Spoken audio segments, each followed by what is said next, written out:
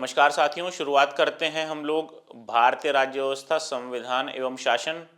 हमारा जो विषय चल रहा है, जो सब्जेक्ट चल रहा है यूपीएससी सिविल सर्विस की प्रिपरेशन के अंदर। तो यहाँ अभी जिस टॉपिक को हम लोग शुरू करने जा रहे हैं ये है salient features of Indian constitution, भारतीय संविधान की मुख्य विशेषताएं। अब इस भारतीय संविधान की मुख्य विशेषताओं के अंदर हम लोग पढ़ने क्या वाले हैं, इसको बात को समझ करके चलना है। होता क्या है, देखो कोई भी कॉन्स्टिट्यूशन है, वर्ल्ड में सभी कॉन्स्टिट्यूशन, विश्व में यूएसए है उसका अपना संविधान है, रशिया है उसका अपना है, चाइना है उसका अपना है, सभी देशों के अपने अपने संविधान हैं।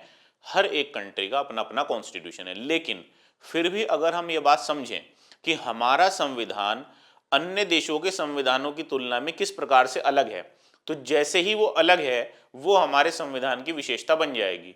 उदाहरण के तौर पर अगर हम बात करें तो हमने बहुत सारे ऐसे कॉन्सेप्ट हैं जो फॉरेन कंट्री से बोरो किए हैं। बोरो करने का मतलब ये है कि हमने उनसे उधार लिए हैं। उधार हम शब्द हालांकि इस्तेमाल नहीं करेंगे, हम कहेंगे हमने कुछ विशेषताएं अन्य संविधानों से ग्रहण की हैं।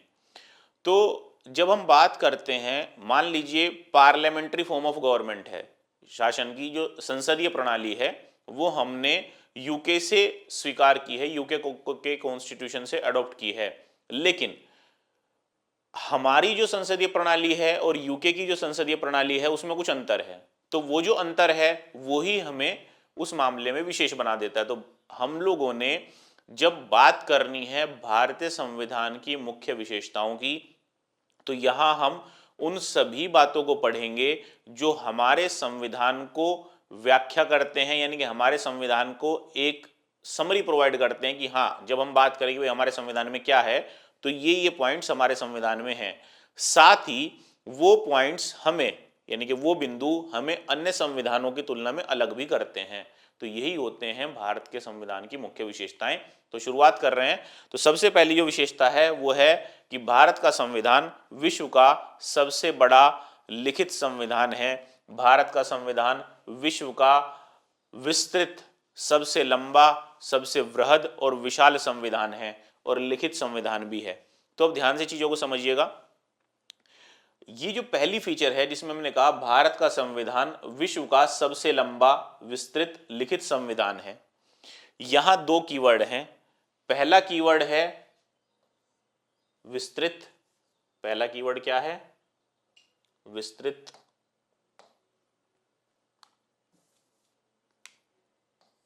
लंबा, वृहद या विशाल। और दूसरा जो कीवर्ड है वो है लिखित। दूसरा कीवर्ड क्या है? लिखित। अब इन दोनों को हम लोग समझेंगे, इन दोनों को समझने की कोशिश करेंगे कि ये कहना क्या चाहते हैं, क्या होता है लिखित संविधान, क्यों भारत का संविधान इतना विशाल हुआ, एक एक करके समझेंगे। देखो, जब हम बात करते हैं संविधान की और संविधान के वर्गीकरण की, हम बात किसकी करते हैं? संविधान के वर्गीकरण की। तो कई आधार हैं जिन आधारों पर संविधान का वर्गीकरण किया जा सकता है। उन्हीं में से एक आधार है जिसको हम कहते हैं लिखित संविधान या अलिखित संविधान। आधुनिक जो विश्व चल रहा है, आधुनिक जो व्यवस्था चल रही है, ये संविधान को आप थोड़ा ठीक कर लेंगे यहाँ, संविधान। तो आधुनिक जितने भी लोकतांत्रिक देश चल रहे हैं, विश्व में जो व्यवस्था चल रही है, यहाँ पर संविधान या तो लिखित हैं या अलिखित हैं। अब लिखित और अलिखित संविधान क्या होता है, रिटन और अनरिटन कॉन्स्टिट्यूशन क्या होता है, अगर हम फर्स्ट इंस्टेंस में बात करें, सीधे सीधे बात करें, तो शायद आपको ऐसा लगेगा कि जो लिखित संविधान है उसको लिखा गया है और जो अलिखित संविधान है उसको लिखा नहीं गया है। यानी कि रिटन कॉन्स्टिट्यूशन लिखित है और अनरिटन कॉन्स्टिट्यूशन अलिखित है, ओरली उसको डिक्टेट कर दिया गया होगा। लेकिन ऐसा नहीं है। हम दोनों में कुछ चीजों को समझने की कोशिश करेंगे, दोनों के अंतर को समझने की कोशिश करेंगे कि लिखित संविधान क्या होता है और अलिखित संविधान क्या होता है। अब ध्यान से चीज को समझिएगा। लिखित संविधान का मतलब क्या है? देखो, जैसे सपोज करो आप एक संविधान का निर्माण करने जा रहे हो। क्या कर रहे हो? संविधान का निर्माण करने जा रहे हो। संविधान क्या है ये हम पिछली क्लासेस में बात कर चुके हैं। संविधान क्या है? किसी भी देश का मूलभूत कानून उस देश का संविधान कहलाता है। वो वहां की सरकार के गठन का प्रावधान करता है। और नागरिकों को कुछ मूलभूत अधिकार देता है जो उनको शोषण से बचाएंगे और उनके सर्वांगीण विकास के लिए आवश्यक होंगे। और साथ ही साथ वो जो संविधान होगा वो मूलभूत कानून होगा, यानी कि उसका उल्लंघन संभव नहीं है। तो जब हम बात करते थे कि संविधान की परिभाषा मैंने बता दी थी, राज्य की परिभाषा भी हम लोग देख चुके हैं। तो होता क्या है, जब हम संविधान का निर्माण करते हैं, यानी कि किसी भी देश के लिए, जैसे भारत देश है तो किसी भी देश के लिए, हमारे संदर्भ में भारत, इसके लिए हमने मूलभूत कानून तैयार करना है। तो मूलभूत कानून के अंदर, अब एक तो जनरलाइज सी बात हो गई, अगर हम बात करें एक देश को चलाने के लिए किस किस चीज की आवश्यकता पड़ेगी, तो मान लीजिए सबसे पहला कि सरकार का निर्माण कैसे होगा, किन किन पदों पर कौन कौन व्यक्ति हो सकता है, उनकी क्या क्वालिफिकेशंस होंगी, किस तरीके से उनका चुनाव होगा या किस तरह से उनकी नियुक्ति होगी, इन सब बातों की व्याख्या हो सकती है।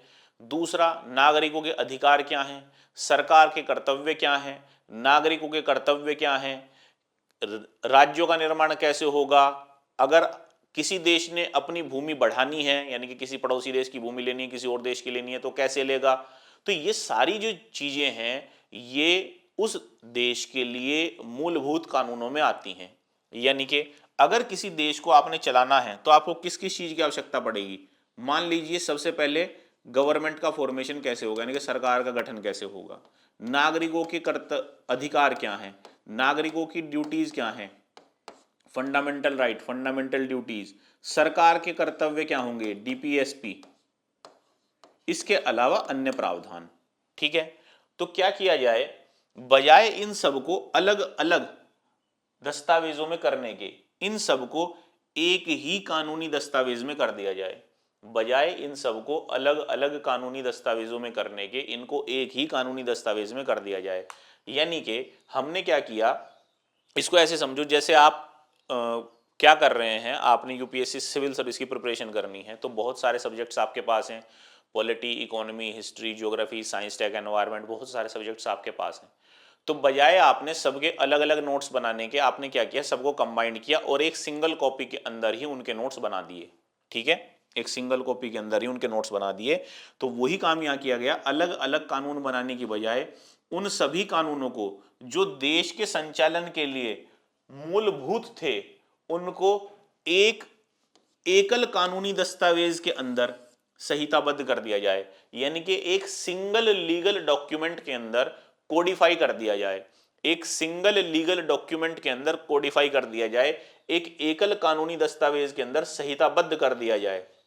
तो उसको लिखित संविधान कहा जाता है। जैसे भारत का संविधान है, तो भारत का संविधान ऐसे नहीं है 10 कॉपियां अलग अलग हैं कि ये फंडामेंटल राइट है, ये डीपीएसपी है, ये गवर्नमेंट का फॉर्मेशन है, ये प्राइम मिनिस्टर के अपॉइंटमेंट का, ऐसा नहीं है। एक सिंगल डॉक्यूमेंट है, एक एकल कानूनी वो है, दस्तावेज है, एक संविधान है। ठीक है, उसको हम बोलते हैं लिखित संविधान।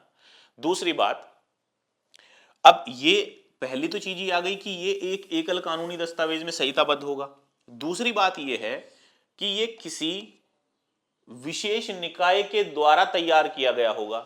जैसे भारत के संदर्भ में हमने संविधान सभा को यह कार्य सौंपा, तो संविधान सभा ने संविधान के निर्माण का कार्य पूरा किया। तो इसी तरीके से, तो उसको हम कॉन्स्टिट्यूएंट असेंबली या संविधान सभा बोलते हैं। तो कहीं और कॉन्स्टिट्यूशनल बॉडी हो सकती है या कोई और निकाय हो सकता है। तो जब लिखित संविधान की बात आती है और जब लिखित संविधान को तैयार किया जाता है, तो इसको तैयार करने के लिए एक विशेष निकाय गठित किया जाता है जिसको हम कॉन्स्टिट्यूएंट असेंबली या संविधान सभा कहते हैं। तो ये संविधान सभा क्या करती है, संविधान को तैयार करती है। ये संविधान सभा क्या करती है, संविधान को तैयार करती है। और फिर वो संविधान सभा इस संविधान को स्वीकार भी करती है, यानी कि पहले निर्माण करते हैं और फिर उसे स्वीकार कर लेते हैं कि हाँ भाई अब ये ही मूलभूत कानून इस देश का होगा। तो लिखित संविधान, सीधे सीधे ध्यान रखना, एक एकल कानूनी दस्तावेज में जब मूलभूत कानूनों को, जितने भी कानून मूलभूत हैं, जितनी भी आवश्यकता पड़ने वाली है, उनको एक एकल कानूनी दस्तावेज में संहिताबद्ध कर दिया जाता है, तब उसको हम लिखित संविधान कहते हैं। और लिखित संविधान का जो गठन है या लिखित संविधान का जो निर्माण है वो एक विशेष निकाय के द्वारा किया जाता है, जिसका गठन किया जाता है और उस निकाय के सदस्य जनता के द्वारा चुने गए होते हैं, चाहे वो प्रत्यक्ष रूप से चुने गए हों या अप्रत्यक्ष रूप से चुने गए हों। तो भारत के संदर्भ में उस संविधान निर्माण के जो निकाय था जिसकी जिम्मेदारी थी उसका नाम था संविधान सभा, कॉन्स्टिट्यूएंट असेंबली। अब बात करते हैं अलिखित संविधान की। तो अलिखित संविधान क्या होता है? अलिखित संविधान ऐसा नहीं कि ये लिखा नहीं गया है, लेकिन अंतर सिर्फ ये है कि ये एक एकल कानूनी दस्तावेज में नहीं है। ये किस में नहीं है? एकल कानूनी दस्तावेज में नहीं है। इसका मतलब ये हुआ कि ये है संविधान, कॉन्स्टिट्यूशन, लेकिन ये एक सिंगल डॉक्यूमेंट में नहीं है। यहां संविधान एक सिंगल डॉक्यूमेंट में होगा। तो फिर ये होता कैसे है? होता ऐसे है कि यहां की जो गवर्नमेंट है, सरकार जो है, क्या है?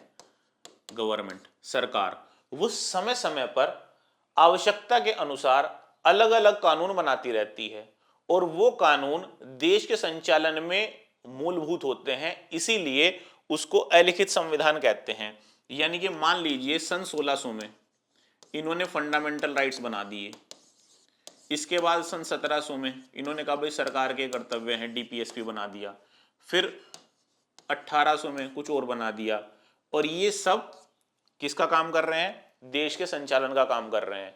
तो एक एकल कानूनी दस्तावेज में नहीं है, सिंगल लीगल डॉक्यूमेंट में नहीं है, अलग अलग हैं, लेकिन देश के संचालन का काम कर रहे हैं, इसीलिए इसको क्या कहा जाता है? अलिखित संविधान। तो ये ऐतिहासिक विकास का परिणाम है, हिस्टोरिकल डेवलपमेंट का रिजल्ट है। यहां डेवलपमेंट हुआ, कुछ यहां डेवलपमेंट हुआ, कुछ यहां डेवलपमेंट हुआ, तो वो एक कॉम्बिनेशन बना जिसके द्वारा कहा जा रहा है भाई देश इन कानूनों के द्वारा संचालित हो रहा है और देश के संचालन में ये कानून मूलभूत हैं, इसलिए इसको कहा जाता है अलिखित संविधान। इसका निर्माण कोई विशेष निकाय नहीं करता, उस देश की जो भी विधायिका होगी, उस देश की जो भी लेजिस्लेटिव बॉडी होगी, वो इसका निर्माण करती है। आमतौर पे जो अलिखित संविधान का सबसे अच्छा उदाहरण आता है वो यूके है, यूनाइटेड किंगडम है, ठीक है। और यूनाइटेड किंगडम के अंदर ये जिम्मेदारी पार्लियामेंट की है। किसकी है? पार्लियामेंट। उनकी जो संसद है, उनकी जो संसद है, उस संसद का ये अधिकार है, उस संसद का ये कर्तव्य है कि वो समय समय पर कानून बनाती रहे जो उस देश के संविधान का काम करेंगे। तो है क्या? अलिखित संविधान ऐतिहासिक विकास का परिणाम है। अलिखित संविधान एक सिंगल लीगल डॉक्यूमेंट में कोडिफाइड नहीं होता है, लिखित संविधान सिंगल लीगल डॉक्यूमेंट में कोडिफाइड होता है, ये कॉन्स्टिट्यूएंट बॉडी क्रिएट करती है। इतनी बात समझ में आ गई? अब ध्यान से चीज को समझिएगा। आमतौर पे जो लिखित संविधान है इसको हम लोग अनुच्छेद यानी कि आर्टिकल्स और शेड्यूल्स में डिवाइड कर देते हैं, यानी कि पार्ट्स होते हैं, आर्टिकल्स होते हैं और शेड्यूल्स होते हैं। अभी थोड़ा आगे देखेंगे इंडियन कॉन्स्टिट्यूशन के संदर्भ में। तो पहले यहां जो हमने समझना था वो था अलिखित संविधान और लिखित संविधान क्या होता है। तो भारत का संविधान एक लिखित संविधान है। तो दोबारा से एक बार देख लेते हैं लिखित संविधान, रिटन कॉन्स्टिट्यूशन हम किसको कहते हैं। तो लिखित संविधान उस संविधान को कहा जाता है जिसमें सभी मूल प्रावधानों का मतलब जो भी हमारी आवश्यकता के अनुसार मूल है, यानी कि इनको मूल कानूनों में होना चाहिए, देश के संचालन के लिए मूल है, उनको एक एकल कानूनी दस्तावेज में क्या कर दिया जाए? संहिताबद्ध कर दिया गया हो, तब उसको क्या कहा जाता है? Written constitution. अगर हम बात करें लिखित संविधान की, तो लिखित संविधान के अंदर सामान्यतः होता क्या है? अनुच्छेद होते हैं, खंड होते हैं और अनुसूचियां होती हैं। आर्टिकल्स, पार्ट्स और शेड्यूल्स। आर्टिकल्स, पार्ट्स और शेड्यूल्स। आर्टिकल्स, पार्ट्स और शेड्यूल्स। तो बेसिकली कॉन्स्टिट्यूशन जो है, हमारा संविधान जो है, वो भी इसी तरीके से है। जैसे खंड 1 है, पार्ट 1, तो वो क्या है? यूनियन एंड इट्स टेरिटरीज, संघ और इसका राज्य क्षेत्र। फिर उसके अंदर आर्टिकल्स आ गए, और फिर किसी अगर आर्टिकल की, किसी अनुच्छेद की व्याख्या करने की आवश्यकता होती है, किसी आर्टिकल को इलेबोरेट करने की नीड होती है, तब हम अनुसूचियों की मदद लेते हैं, शेड्यूल्स की हेल्प लेते हैं, ठीक है। फिर इसके बाद जो लिखित संविधान है इसका निर्माण एक निर्वाचित संविधान सभा करती है। कौन करती है? निर्वाचित। निर्वाचित का मतलब चयन होगा, चुनाव होगा, भले ही वो प्रत्यक्ष हो या अप्रत्यक्ष हो, भले ही प्रत्यक्ष हो या अप्रत्यक्ष हो। ठीक है। और ये जो निर्वाचित संविधान सभा है, ये इसका जो गठन होता है वो केवल और केवल संविधान के निर्माण के उद्देश्य से ही होता है। और इसके जो उदाहरण हैं वो है अमेरिकी संविधान और भारतीय संविधान। अगर हम उदाहरण के तौर पे देखें तो क्या उदाहरण है? अमेरिकी संविधान और भारतीय संविधान। तो बहुत ध्यान से, उम्मीद करता हूं लिखित संविधान आपको समझ में आ गया होगा। इसके बाद अलिखित संविधान।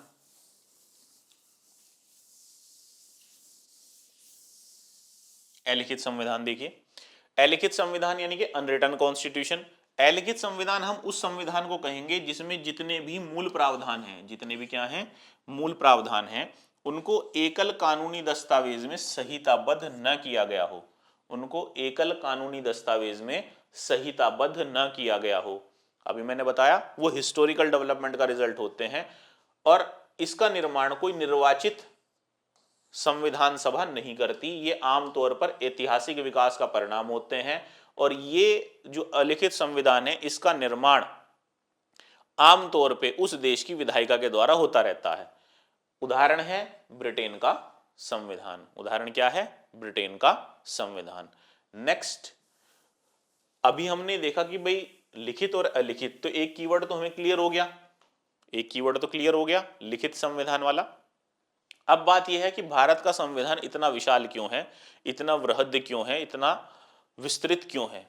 तो इसका कारण यह है कि जो भारत के संविधान निर्माता थे वो ये चाहते थे कि कोई भी ऐसा बिंदु न रह जाए जो भविष्य में विवाद का कारण बने। चाहे वो संघ और राज्यों के बीच का संबंध हो, यूनियन और स्टेट्स के बीच का रिलेशन हो, चाहे वो मूल अधिकारों की बात हो, चाहे वो राज्य के कर्तव्यों की बात हो, चाहे वो किसी राज्य को कोई विशेष प्रावधानों की बात हो, राष्ट्रपति की चुनाव हो, उपराष्ट्रपति का चुनाव हो, प्रधानमंत्री की नियुक्ति हो, या जो राज्यपाल हैं उनकी नियुक्ति हो, या कुछ भी XYZ, वो ये चाहते थे अपने एंड से। हालांकि ये तो संभव नहीं कि कोई विवाद नहीं होगा, लेकिन फिर भी वो अपने एंड से चाहते थे कि भविष्य में कोई विवाद का कारण ना बने। तो उन्होंने लगभग लगभग सभी पक्षों को लेकर के चला। तो मूल संविधान जो 26 नवंबर 1949 को स्वीकार किया गया, मूल संविधान जो 26 नवंबर 1949 को स्वीकार किया गया, जिसको हम अपना संविधान दिवस के रूप में भी मनाते हैं, कॉन्स्टिट्यूशन डे के रूप में सेलिब्रेट करते हैं, उस समय हमारे कॉन्स्टिट्यूशन के अंदर, संविधान के अंदर एक उद्देशिका थी, 395 अनुच्छेद थे, 395 आर्टिकल्स थे। और ये 395 आर्टिकल्स 22 पार्ट्स में डिवाइडेड थे, 22 भागों में विभक्त थे, 22 पार्ट्स में डिवाइडेड थे। और 8 अनुसूचियां थी, 8 शेड्यूल्स थे। ठीक है। जब हम बात करते हैं संविधान के मूल रूप की, तो ओरिजिनल कॉन्स्टिट्यूशन जो था वो 26 नवंबर 1949 को जब हमने अडॉप्ट किया था, उसके अंदर एक प्रियम्बल था, एक उद्देशिका थी, 395 अनुच्छेद थे, 395 आर्टिकल्स थे जो 22 पार्ट्स में डिवाइडेड थे, और 8 शेड्यूल्स थे, 8 अनुसूचियां थी। अब ये बहुत वृहद संविधान बनता है, कोई छोटा मोटा नहीं, क्योंकि जब आप पढ़ना शुरू करेंगे तब आपको धीरे धीरे समझ में आएगा। अब हम ये समझने की कोशिश करेंगे कि वो कौन से कारण रहे जिनके कारण ये विशाल बना। एक तो मैंने आपको बताया, तो संविधान के वृहद आकार के जो कारण थे, सबसे पहला कारण था भारत का भौगोलिक और सामाजिक कारक। भारत के अंदर भौगोलिक विविधता पाई जाती है, और जो सोसाइटी है, सोसाइटी भी बहुत डाइवर्स सोसाइटी है। सोसाइटी भी कैसी है? एक डाइवर्स सोसाइटी है। तो डाइवर्स सोसाइटी का क्या मतलब है? समाज में अलग अलग तरीके के पक्ष हैं, अलग अलग तरीके के लोग हैं, कुछ सोशल इविल्स भी थे, सामाजिक बुराई भी थी। उन जो लोग समाज में शोषित थे, वंचित थे, उनको भी प्रोटेक्शन देनी थी, उनको भी सुरक्षा देनी थी। इसके अलावा हम उत्तर से दक्षिण, पूर्व से पश्चिम देखें तो हमें भौगोलिक और सामाजिक विविधताएं मिलती हैं। जब भौगोलिक और सामाजिक विविधताएं मिलेंगी तो लोगों के जीवन में, जीवन जीने के स्तर में अंतर मिलेगा। उनकी संस्कृति में कुछ अंतर देखने के लिए मिलेगा, तो सबको सुरक्षित रखने के लिए प्रावधान करने जरूरी थे। इसलिए उन प्रावधानों को जब संविधान में लिया गया तो संविधान का जो आकार है वो बढ़ा। दूसरा था ऐतिहासिक कारक। ऐतिहासिक कारक, हिस्टोरिकल जो फैक्टर थे वो ये कि जो भारत सरकार अधिनियम था 1935, भारत सरकार अधिनियम 1935, उसको सीधे सीधे ये मान करके चलिए लगभग लगभग सभी प्रोविजंस उसके हमारे कॉन्स्टिट्यूशन में अडॉप्ट किए गए हैं, और ये अपने आप में एक बल्कि एक्ट था। इसके अलावा नेहरू रिपोर्ट 1928, इसका भी इम्पैक्ट कॉन्स्टिट्यूशन के ऊपर देखने के लिए मिलता है, जिसके कारण हमारे संविधान का आकार बढ़ा। फिर है एकल संविधान। अगर हम अपने देश की तुलना अमेरिका से करें, यूनाइटेड स्टेट्स ऑफ अमेरिका से करें, क्योंकि वो भी एक फेडरल कंट्री है, एक संघीय व्यवस्था वहां भी चलती है, लेकिन वहां केंद्र का और राज्यों का संविधान अलग अलग है, जबकि हमारे यहाँ केंद्र और राज्यों का संविधान एक ही है। तो जब राज्य और केंद्र का संविधान एक ही हो जाएगा तो आकार स्वतः ही बढ़ जाएगा। इसके बाद बात करें, संविधान सभा जो थी, इसमें कानूनी विशेषज्ञों का प्रभुत्व था। किसका प्रभुत्व था? कानूनी विशेषज्ञों का प्रभुत्व था। जो लीगल लिमिनरीज थे उनका इंपैक्ट ज्यादा था। अब मान लीजिए आप एक एप्लीकेशन लिखें तो आप कितनी बड़ी लिख पाएंगे? आप मुश्किल से 1 पेज की लिखेंगे। आप एक वकील के पास चले जाएं, उसके कहिए कि भाई एक एप्लीकेशन लिखनी है, तो वो पहले तो एप्लीकेशन 3-4 पेज की बना देगा, फिर उसके ऊपर कई सारे अटैचमेंट भी लगा देगा, तो बहुत बड़ा डॉक्यूमेंट बना देगा। तो लॉयर की जो लैंग्वेज है बड़ी कॉम्प्लेक्स है, तो इसके कारण भी जो हमारा संविधान है उसका आकार बढ़ गया। इसके अलावा जो शासन के सिद्धांत हैं, जो गवर्नेंस के प्रिंसिपल्स हैं, कैसे गवर्नेंस होना चाहिए, उनको भी इंक्लूड हमारे कॉन्स्टिट्यूशन में किया गया है, इसके कारण साइज बढ़ा। और डिटेल्ड एडमिनिस्ट्रेटिव प्रोविजंस को भी लिया गया है। विस्तृत प्रशासनिक संविधानों प्रावधानों, जो विस्तृत प्रशासनिक प्रावधान हैं उनको भी इंक्लूड किया गया है। तो इन सब के कारण हमारे जो कॉन्स्टिट्यूशन है, हमारा जो संविधान है, उसका आकार बढ़ गया।